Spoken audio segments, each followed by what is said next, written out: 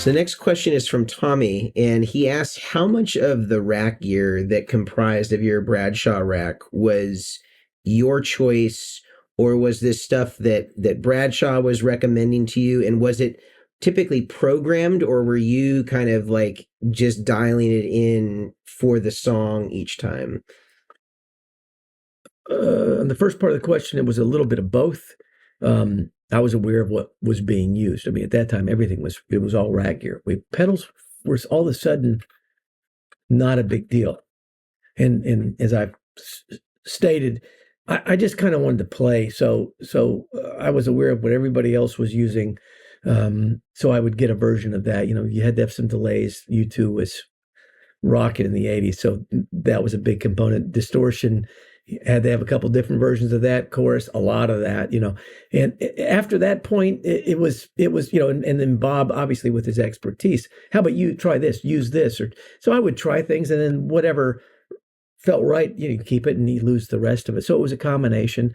Then would you normally have it all programmed, or would you kind of just dial up the sounds as needed for the session?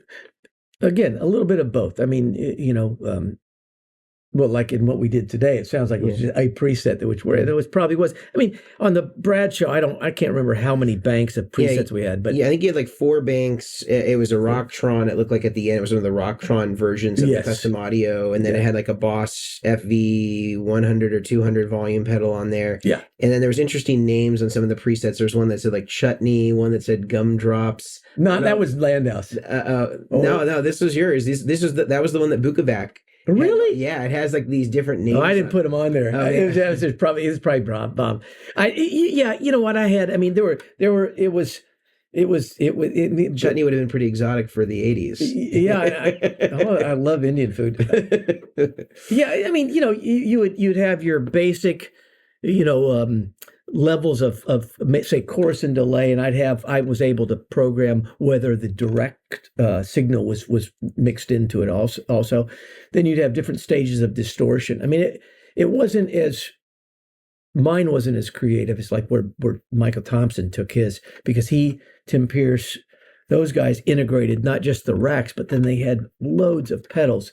And again, you know, to each his own. I wasn't quite as driven by that, but there was, let's just suffice it to say, there were enough differences in the sounds that got me through the sessions. And then, of course, you know, there would be certain times when you'd have to step out, and if you were doing something that sounded too samey, or somebody, you know, producer or artist said, no, I need something a little different, then you'd have to reach in your toolbox.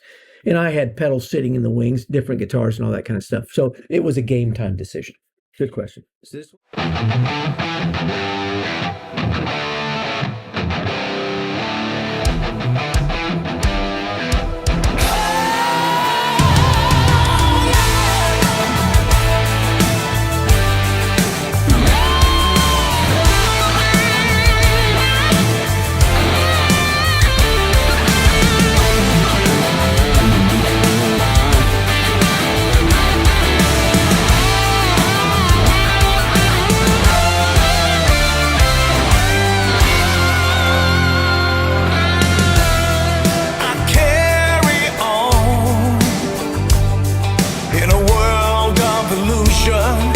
there's nowhere to hide.